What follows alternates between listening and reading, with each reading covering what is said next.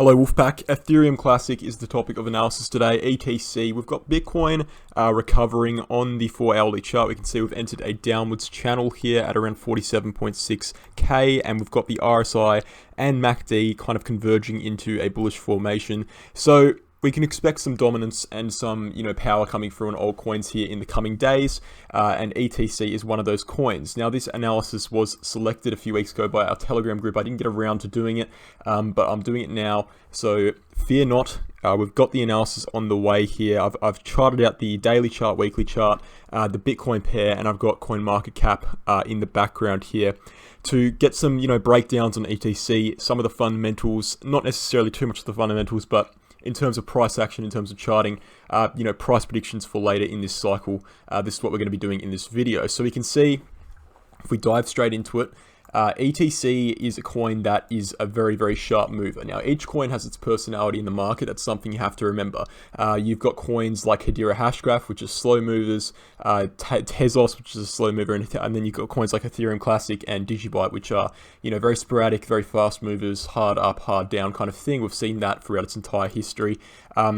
If we zoom up here, we can see that even this move here back in 2017 was actually very fast at the time. But specifically this year, this coin really took off very, very quickly. Let's just see. We'll measure out the move from around the 1st of April here. We can see it moved up around 11x in the matter of just, a month. So ridiculously fast, and you wouldn't expect it because it is a hard fork off of the Ethereum network, off of Ethereum itself.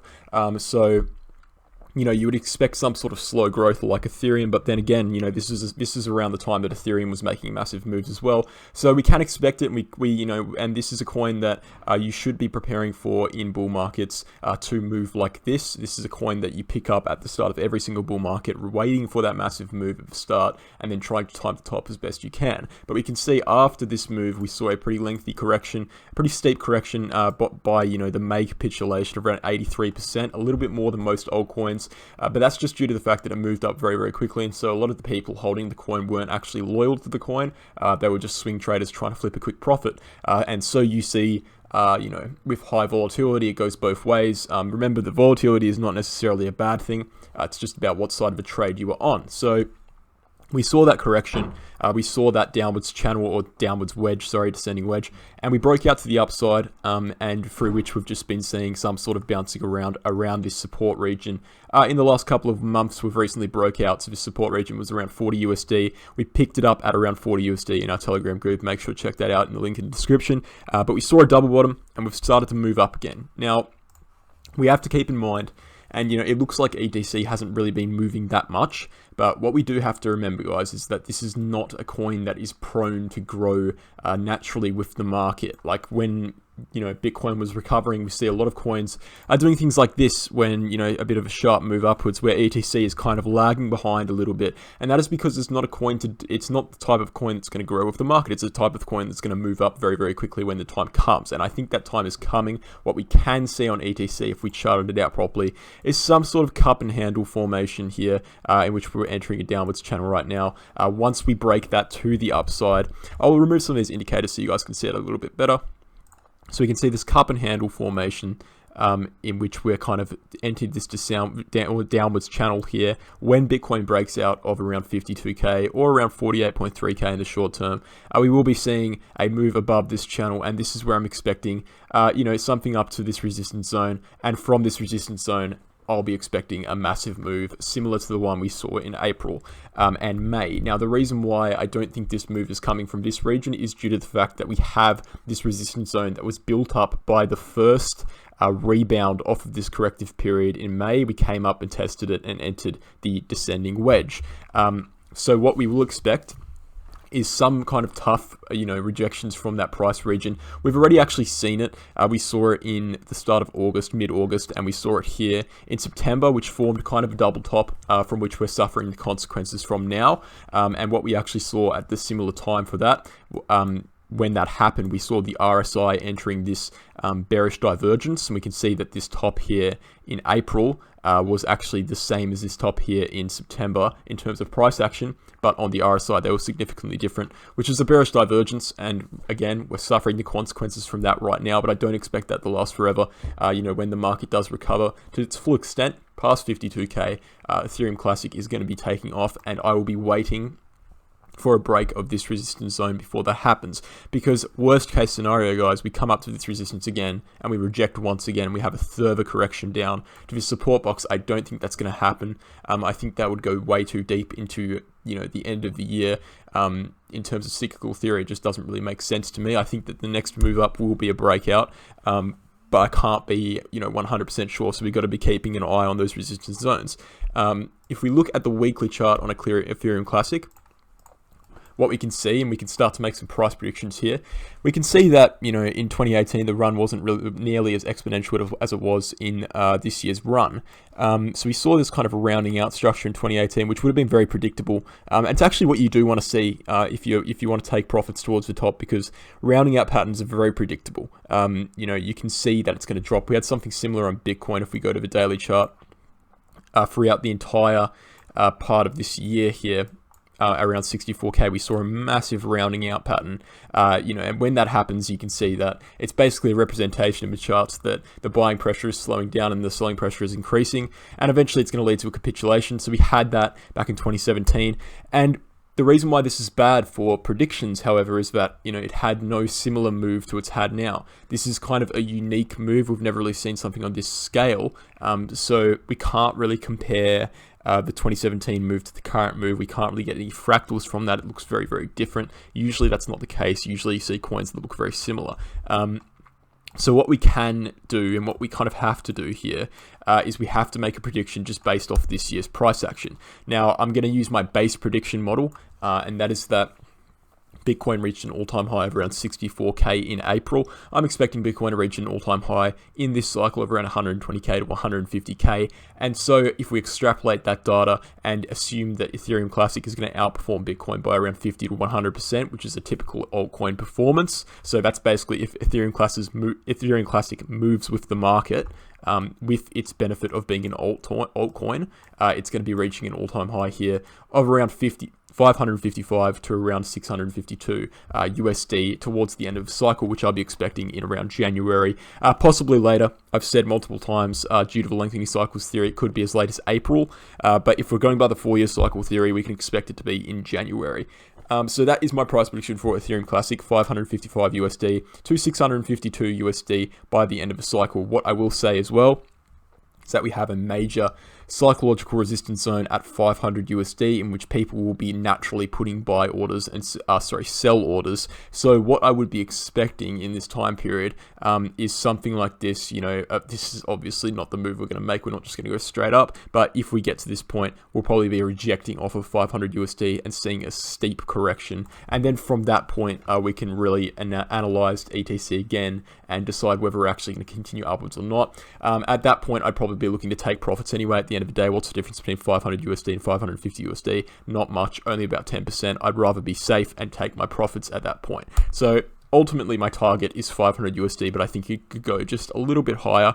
If we look at the Bitcoin pair here on ETC, what we can see is, you know, there's not really much to say here because we're not going to reach an all-time high on the Bitcoin pair, but what we can see is a massive chop zone here in this red resistance box, a very, very large one, between 1,600 sats and 3,800 sats.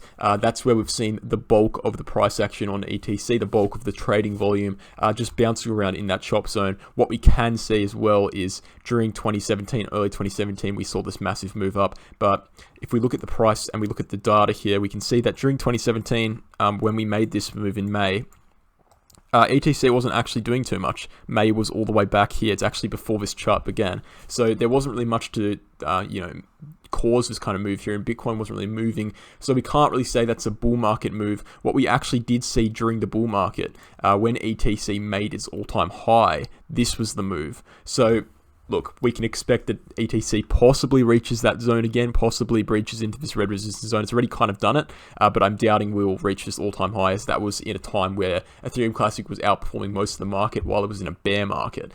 So when you know the market's in a bull market, obviously there's thousands of coins to contend with. So I'm not sure we'll reach that all-time high in the Bitcoin pair, but I'm definitely seeing us break into this red resistance box, potentially make some sort of high just above it, but I'm not sure about that. So What we can see on the support side of it, though, is we're got a pretty strong support zone around 1,000 sats to around 1,300 sats, and I won't be expecting us to drop below that again. Worst case scenario, when Bitcoin makes its run up, because Bitcoin is going to run first. Bitcoin is going to steal the spotlight for at least a couple of months when it reaches its all-time high, and then altcoins will perform.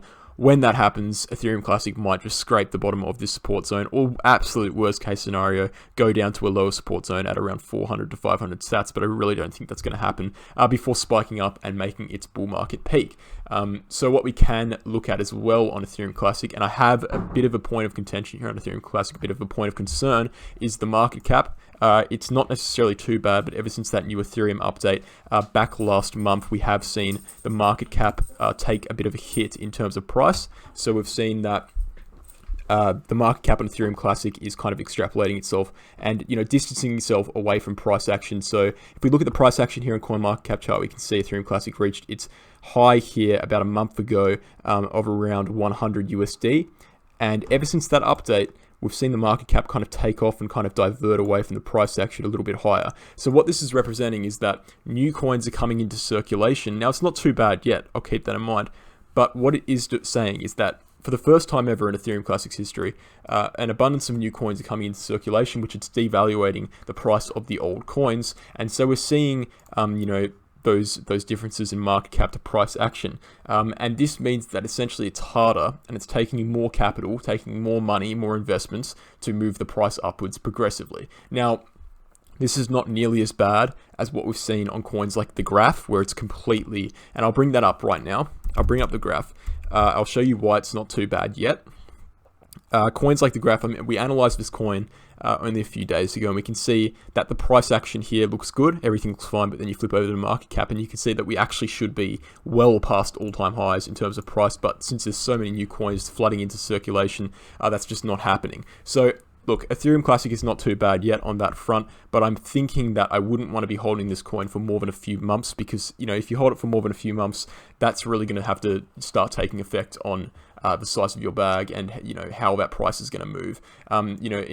Especially in the next couple of years, if that circulating supply starts increasing more and more and more, you're going to see some problems with ETC, and I'm going to start, questioning whether I can invest in it. But right now, it's not a problem for me. It's not really had that much of an effect. I still think we can reach those higher price targets. Worst case scenario, if the bull market extends, obviously the more time we spend in a bull market, the more that's going to have effect on the price. We can just start lowering this price prediction very, very slowly as the circulating supply increases. But ultimately, I'm still expecting 500 USD on ETC.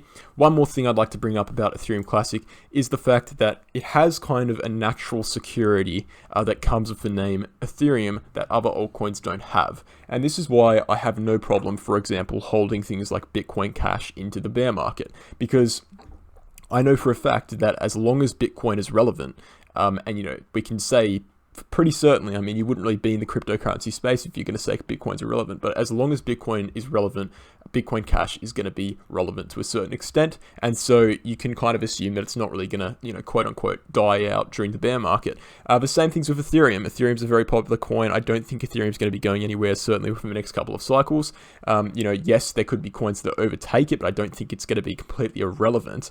And so Ethereum Classic has that natural security in the sense that it's not just going to die out of nowhere, because for it to die out, Ethereum needs to die out to a certain extent. So that's an added bonus for security there, and that's why I like being a little bit risky with my investments in Bitcoin Cash and Ethereum Classic, because I know that worst case scenario, I can just hold the bag for 4 years until the next bull market, and I'll have no risk, really, no real risk of, the coin dying out and just going to zero, like we do with a lot of altcoins, like a lot of altcoins have done since the last cycle.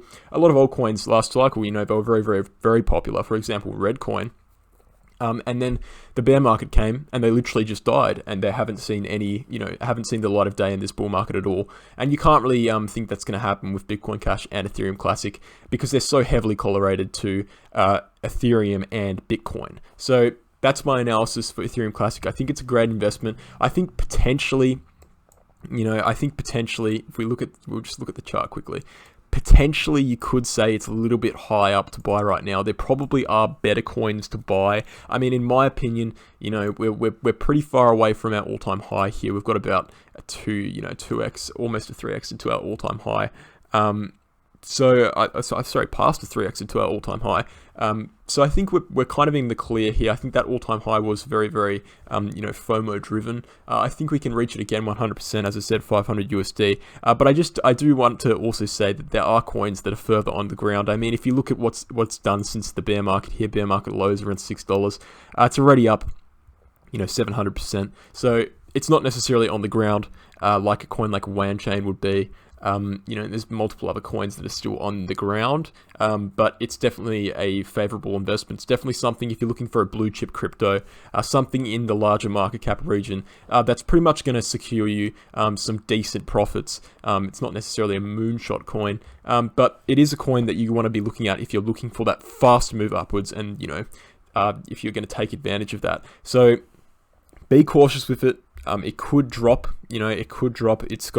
It's pretty high up in the sky. As I said, 700% of the sky. It's not necessarily on the ground anymore. So there is a higher risk that comes with investing in coins that are at a higher price. But ultimately, I think we have some decent support. We've got support all the way down here as well, at around 20 USD to around 24 USD. And we've got this major support block that held during the May capitulation, around 30 to 40 USD. And ultimately, when you think about it logically, in order for us to drop below that support block, Bitcoin's going to have to be capitulating anyway. And if Bitcoin capitulates here, well, there goes the 4-year cycle theory, and there goes the future of crypto, in my opinion. If Bitcoin actually fails to make a move up to its all-time high in the coming months, I'm going to be very skeptical that crypto is going to have the same traction it's had in the past, just due to the fact that if the 4-year cycle goes out the window, we don't really have much left, and it's going to turn into a bit of a gamble. So that's my Ethereum Classic analysis, guys. I'm bullish on it.